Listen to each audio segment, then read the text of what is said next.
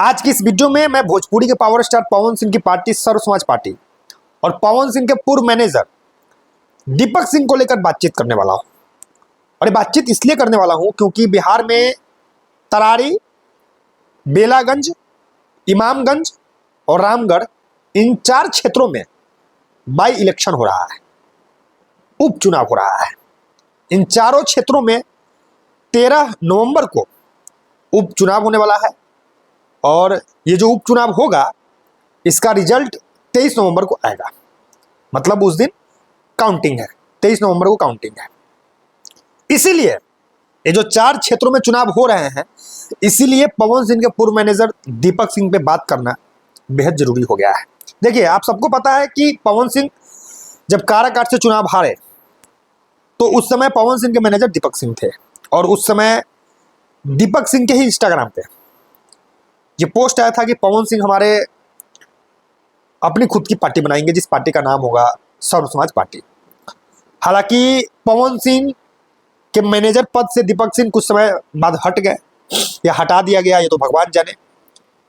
इस पे तो अब तक कोई क्लैरिटी आया ही नहीं है, ना ही इस पे पवन सिंह ने कुछ कहा है और ना ही इस पे दीपक सिंह ने कुछ कहा है।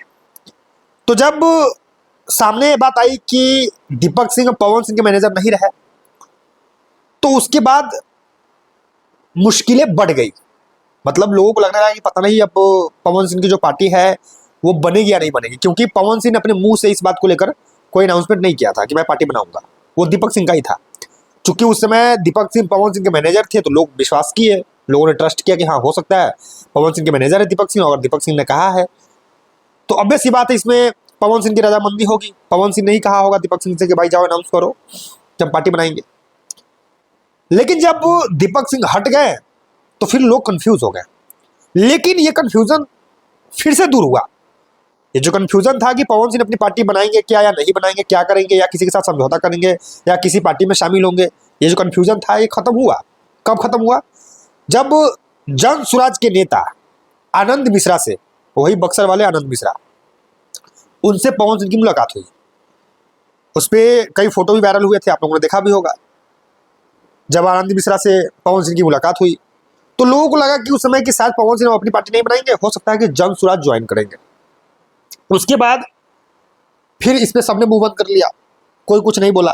फिर उसके बाद कुछ दिन बाद पवन सिंह की पत्नी ज्योति सिंह को लेकर अफवाहें उठने लगी कि भाई पवन सिंह की पत्नी ज्योति सिंह जी जन स्वराज ज्वाइन करेगी।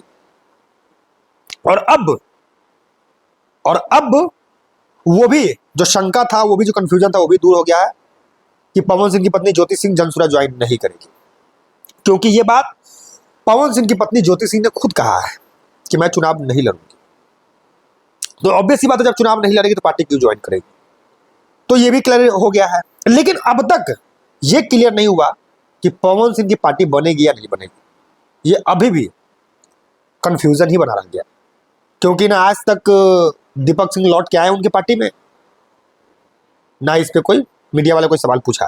क्योंकि पवन सिंह के मैनेजर उसमें दीपक सिंह थे। अब दीपक सिंह अगर अभी आते तो लोग पूछता, क्योंकि चुनाव हो रहा है, बिहार में चुनाव हो रहा है। और देखिए, मैं एक ही चीज कहना चाहूंगा कि अगर पवन सिंह की पार्टी बनती तो अब तक पवन सिंह पार्टी बना लिए होते। अगर पवन सिंह को पार्टी बनाना होता तो अब तक पवन सिंह पार्टी बना लिए होते, क्योंकि ये जो बिहार में बाई इलेक्शन हो रहा है, जो उपचुनाव हो रहा है, इसको लोग मतलब सेमीफाइनल समझ रहा है। बिहार विधानसभा चुनाव 2025 में है, उससे पहले ये जो बाई इलेक्शन हो रहा है 13 नवंबर को, इसको सारे राजनेता जो है, जो भी पॉलिटिकल पार्टी है, वो इसको सेमीफाइनल समझ रही है कि अगर इस चुनाव में जिसकी जीत होगी, हो सकता है कि 2025 में उसका पलड़ा भारी हो। और इस बार जो चुनाव हो रहा है बाई इलेक्शन, रामगढ़, तरारी, इमामगंज, बेलागंज में, इसमें त्रिकोणीय मुकाबला है। जन स्वराज भी है हर सीट पे, एनडीए भी लड़ रहा है और इंडिया अलायंस भी लड़ रहा है। 3 सीट पे आरजेडी चुनाव लड़ रही है इंडिया अलायंस की तरफ से, 1 सीट पर सीपीआईएमएल के कैंडिडेट लड़ रहे हैं। जबकि आपको एनडीए की तरफ से बीजेपी 2 सीट पे चुनाव लड़ रही है, 1 सीट पे जेडीयू लड़ रही है नीतीश कुमार की पार्टी, और 1 सीट पे जीतन राम मांझी की पार्टी हम लड़ रही है। उनकी अपनी खुद की जो बहू है दीपा मांझी, वो लड़ रही है चुनाव, और चारों सीट पे जन स्वराज के उम्मीदवार है। तो त्रिकोणीय मुकाबला तो है। लेकिन ये कहना बड़ा मुश्किल है कि कौन जीतेगा कौन हारेगा, ये तो चुनाव जब रिजल्ट आएगा 23 नवंबर को तो पता चल जाएगा।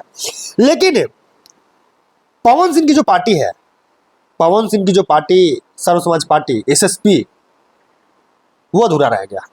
वो मुझे लगता है कि अब वो नहीं बन पाएगी।